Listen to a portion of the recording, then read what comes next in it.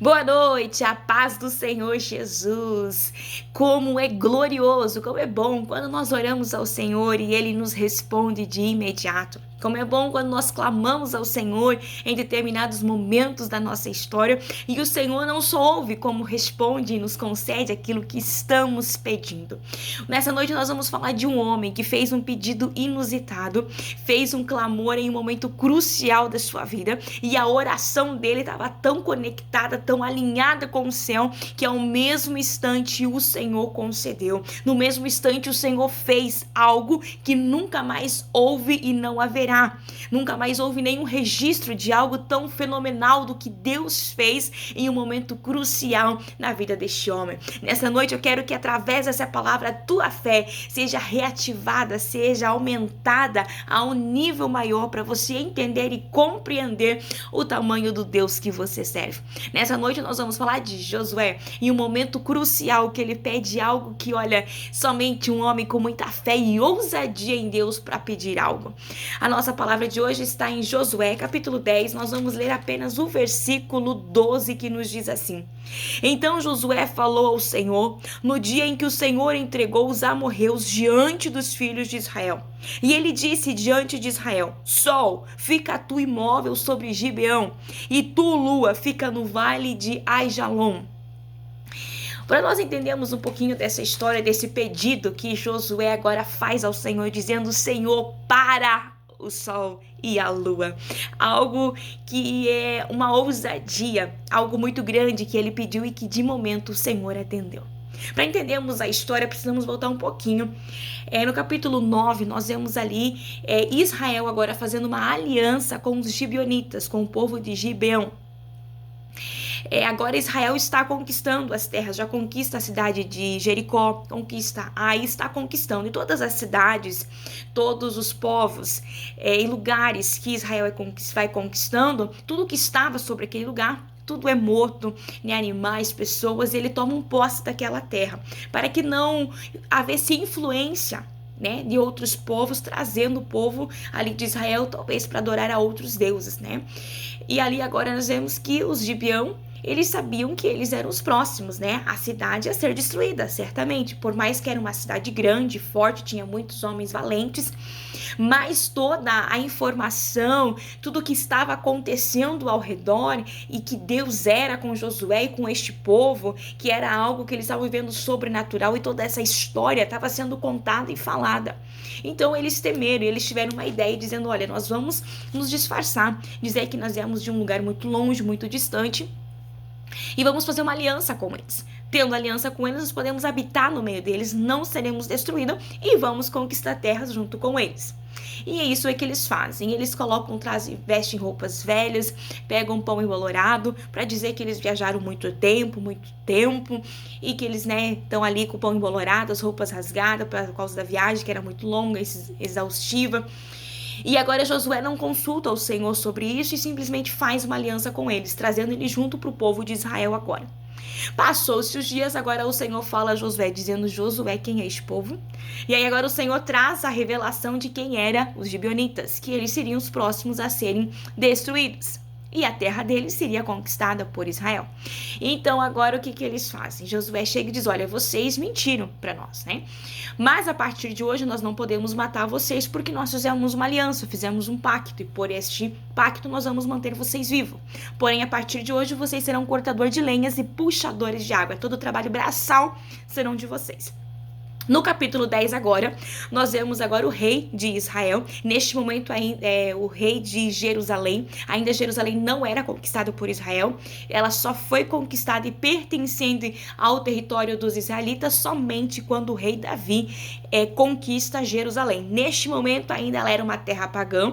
E quem estava sobre o reinado, governando, era o rei Adoni-Zedeque, que estava ali sobre o comando. E esse rei agora tem uma grande ideia, diz: olha, eu vou me fazer uma aliança com outros 4 reis de 4 povos próximos, e nós 5 lutar contra os gibeões, porque agora os gibeões fizeram uma aliança com Israel, eles são um povo forte agora com Israel, daqui a pouco ninguém mais pode com eles, né? Então nós vamos agora enfrentar e vamos matar esses gibeonitas. Agora chega a informação aos gibeonitas que 5 povos, 5 nações, 5 reinos tinham se juntado e estavam vindo marcado uma guerra para os destruir. Eles agora mandam mensagem a Josué dizendo: Josué, não afrouxa tua mão, não aparta de nós, mas venha junto. Josué disse: não temos, porque nós estamos juntos nessa guerra também. E agora eles saem bem de manhãzinha, bem cedinho, e vão para a guerra. E eles começam a lutar, e o Senhor vai demonstrando que estava com eles. E também era uma forma de estratégia de Josué conquistar essa guerra. Por quê? Porque de cara ele já ia destruir 5 povos. De cara ele já ia conquistar 5 territórios. Então era algo assim, era uma grande oportunidade para eles que estavam conquistando. Eles tiveram 2 guerras para conquistar 2 territórios, para destruir 2 nações.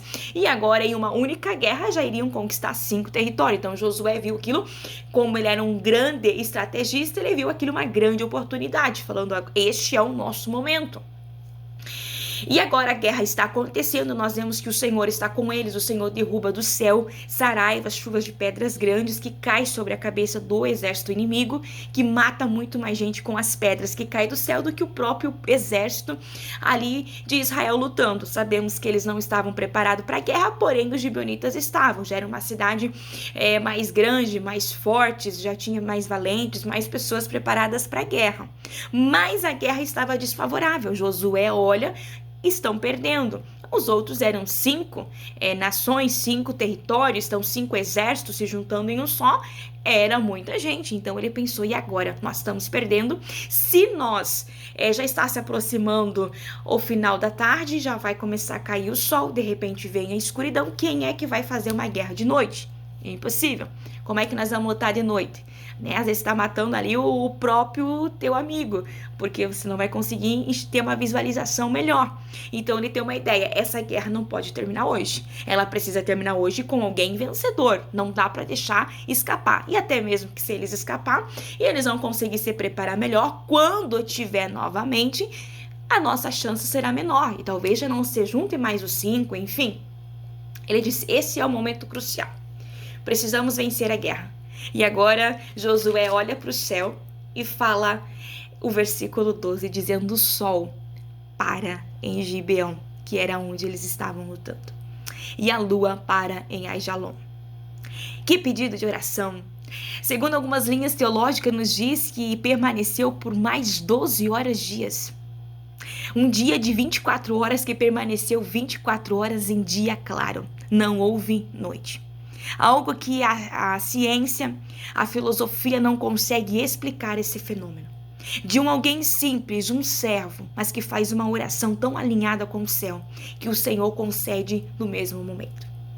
Eu estava lendo e eu até ministrei essa palavra por esses dias, de que neste momento Deus não parou só o sol. Deus parou o universo. Por quê?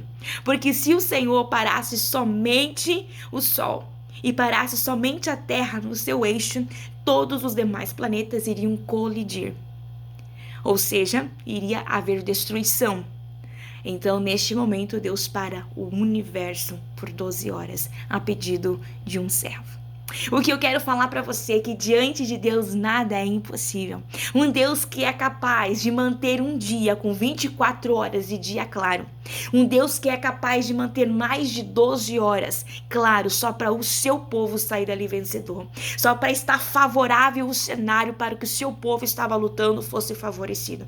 Um Deus que ouve um clamor, uma oração, um pedido de imediato. E que para o universo, para atender, esse é o Deus que eu e você servimos. Ele é dono de toda a criação. Ele é dono de tudo aquilo que existe, de tudo aquilo que nós conhecemos, pensamos, imaginamos. Tudo ele tem controle e domínio sobre tudo. Nessa noite, início de semana, segunda-feira, eu quero motivar você aí, a exercer a tua fé em Deus. Eu não sei quais têm sido as tuas orações, quais têm sido os teus pedidos ao Senhor, mas o mesmo Deus que ouviu o clamor de Josué, em um momento crucial da sua história, em um momento tão decisivo de uma guerra, de uma batalha que precisava ser vencedor, e para eles poder ganhar, eles precisavam que permanecesse por mais tempo claro. E para permanecer mais tempo claro, ele pediu para que um planeta parasse. Mas Deus não só atendeu o pedido, parando um planeta sobre aquele lugar, como ele parou o universo para atender o pedido de um servo. Deus, ele é capaz de parar. Deus é capaz de deter. Deus é capaz de levantar. Deus é capaz de destruir algo a favor daquele que serve ao Senhor. Se você ler de Gênesis a Apocalipse, vai ver vários relatos de pessoas que viveram experiências como Josué viveu, extraordinárias, experiência que só com Deus se pode viver. E nessa noite eu convido você para este ano de 2025 a viver o sobrenatural de Deus. E como nós vamos viver, irmã? Colocando a tua fé em ação. Algo que eu tenho falado sempre, desde o início deste ano eu tenho falado, nós não vivemos por vista, nós vivemos por fé, porque nós estamos vivendo dias muito difíceis, e dias mais difíceis ainda virão sobre a nossa nação e sobre o universo, porque sabemos que é cumprimento da palavra. Cada vez mais pestes, doenças, terremotos, maremotos, mortes e tantas outras coisas têm se multiplicado, porque a vinda de Jesus se aproxima. Mas é tempo de nós levantarmos a nossa cabeça, não fixarmos os nossos olhos sobre a terra, não fixarmos os nossos olhos naquilo que eles conseguem ver, mas olhar para o céu e crer de que um Deus que é capaz de fazer além daquilo que você pede. Eu imagino que Josué achou que Deus só iria parar o sol sobre aquele lugar e iria deter por um pouco a lua para que a noite não chegasse, mas Deus foi além do seu pedido. Deus parou o universo, todos os planetas, tudo aquilo que existe, ele parou para conceder o desejo do coração de um homem. Josué era igual eu e você, carne e osso, os mesmos desejos, as mesmas coisas. E por que ele viveu algo sobrenatural em toda a trajetória? Porque ele dizia: eu não sei vocês, mas sei que eu e a minha casa, nós vamos servir ao Senhor. Eu sei que eu sirvo ao Senhor. O povo pode se corromper, o povo pode adorar a outros deuses, mas eu continuo com a minha essência, adorando somente o Deus de Israel. Que nessa noite você tenha a convicção de que Deus pode sim realizar o desejo do teu coração. Que Deus pode sim mudar a história da tua vida. Que Deus pode mudar a história da tua família, que Deus pode mudar o cenário em que você se encontra, que Deus, ele pode curar sim. O médico diz: não tem jeito, é pra morte, não há saída, mas ele tem o controle do universo na palma da sua mão. Ele pode agir de uma forma que nem você imagina e nem você pensa, porque ele tem o controle na palma da sua mão de tudo aquilo que há na face da terra. Ele é poderoso. E quem é? Deus, Jesus Cristo. Ele pode mudar nessa noite a tua história, ele pode atender hoje o pedido do teu coração, ele pode ouvir hoje o teu clamor e trazer respostas do céu para tua vida, porque ele é poderoso para fazer. Que nessa noite você vai deitar na tua cabeça, lá no teu travesseiro, entendendo de que há um Deus maior que tudo, maior que tudo. Este Deus está no céu e é o Deus do Todo-Poderoso. O homem pode falar o que quiser, o homem pode fazer o que quiser, mas quando nós colocamos Deus no negócio, não tem inferno que fique de pé diante daquele que serve ao Senhor. Ative a tua fé em Deus. Peça para o Senhor aumentar a tua fé. Talvez ela está pequenininha. Nós conhecemos a Bíblia e sabemos que algumas vezes ela é feita uma referência que mesmo que ela for pequenininha, né, o próprio Jesus nos diz: olha, se ela for pequenininha, tamanho de um grão de mostarda. Se você olhar para o monte e dizer para cá e assim acontecerá. Ele estava nos dizendo: olha, por mais pequena que seja, por mais falho que você seja, mas se você confiar em mim, eu posso fazer.